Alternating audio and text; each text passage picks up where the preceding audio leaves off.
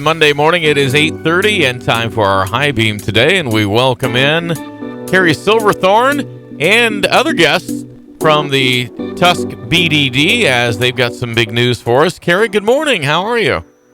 Good morning. I'm doing well. How are you doing this morning, Brad? Good to have you with us this morning because you let us know here, I don't know, about a week or so ago that some big things had been going on and some nice awards had come the way of Tusk BDD. And I know you wanted to get the right people in to describe what's been going on, so I appreciate your efforts in doing that.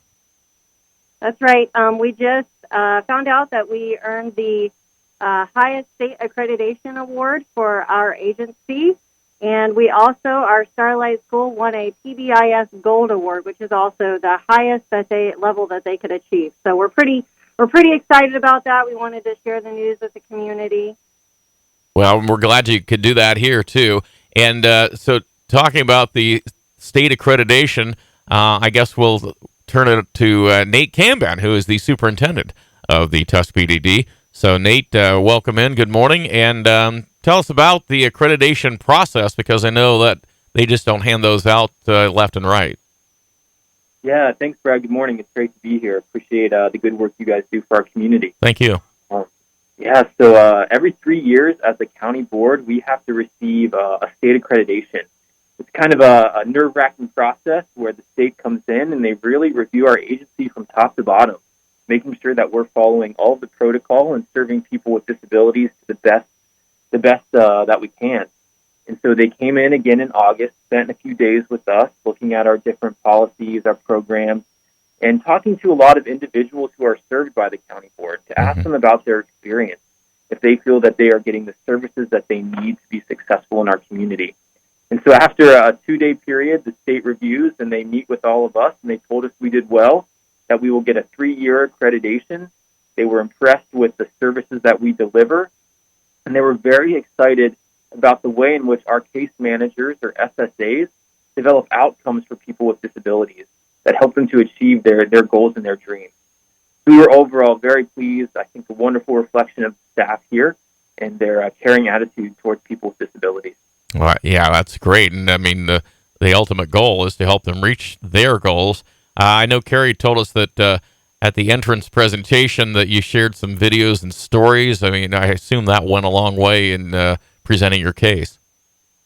Yeah, we're very fortunate here. We have Carrie's creativity and also Drew Liddy. He makes videos for us, and we were able to capture some really exciting stories. One story that we captured, we have a young lady who is served by the county board who really wanted to live an independent life as much as possible. So we were able to find an apartment for her, and she lives completely independently with what we call remote support. It's computer technology in the home that allows her to reach out to somebody when she needs some assistance. It allows people to check in on her virtually to make sure she's taking her medication, doing okay.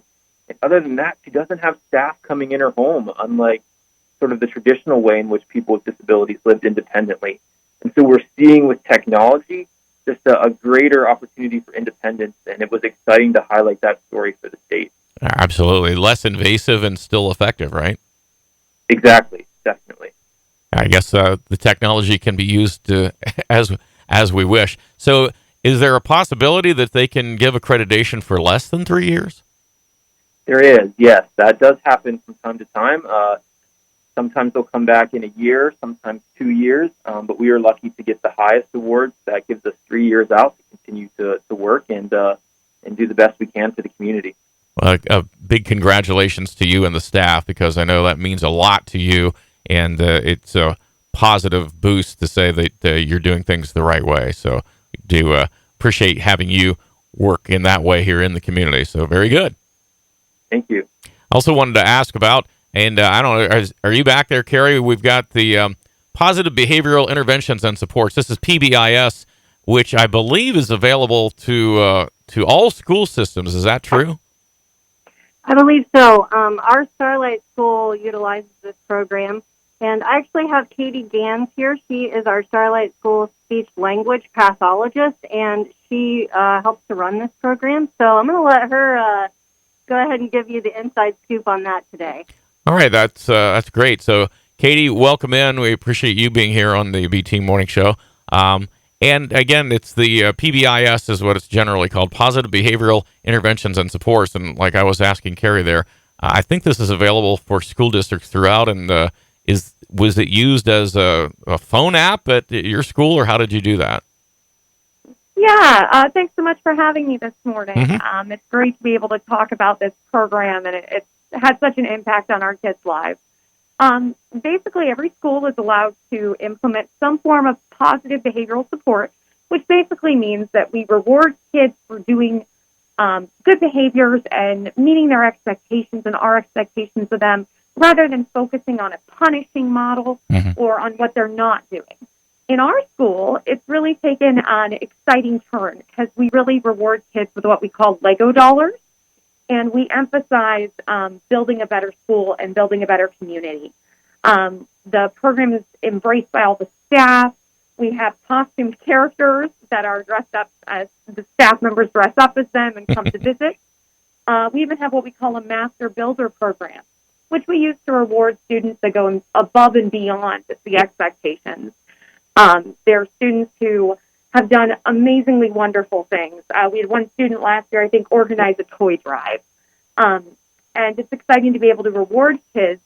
And the more we focus on the positive, the more they focus on the positive and what they can achieve by just doing the right thing. So we are very excited the state has seen our work and recognized it. Well, yeah, absolutely. And so you reward points for proper behaviors, but also I assume they get kind of extra points or extra rewards for coming up with concepts to help in other areas in a positive way that may not be even being done right now. Oh, yes.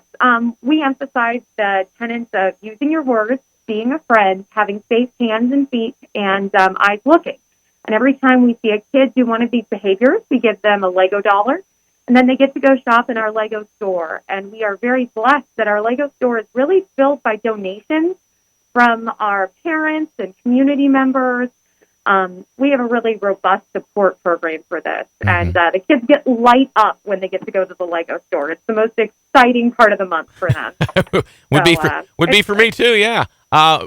Just on a side note, are you still accepting always more Legos to fill that room?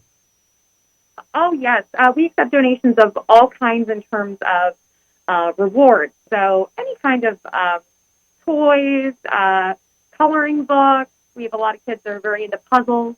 A lot of the things that are in the Lego store are things that actually also build their minds and their skills, as well as reinforcing them. That's fantastic. I know that schools are eligible to get bronze, silver, and gold, so it has to be really exciting for you as a staff and for the kids as well, right? Oh yeah, they are the heart and soul of the program. You know, whatever it is that motivates them is what drives our program, and that's the way it should be. That's great. And this is ongoing too. We're not stopping because we got an award.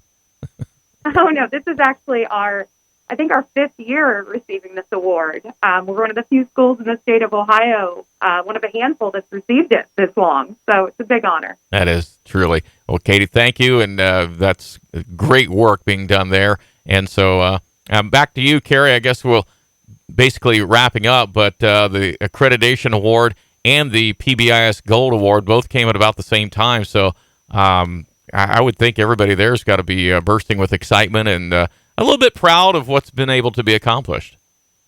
Absolutely. We had a celebration here at our agency and at our school last week.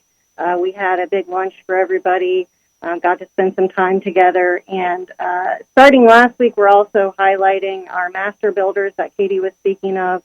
Our staff members who are earning those master builders each week on our Facebook page. So you can check our Facebook page and see who's doing awesome each week and like that and share it out for us. What is that address? It's TuskBDD. It's Facebook /TuskBDD. All right. If anybody would have a question or want to get a hold of you, is that possible?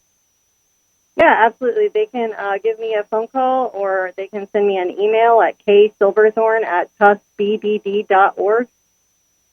Very good.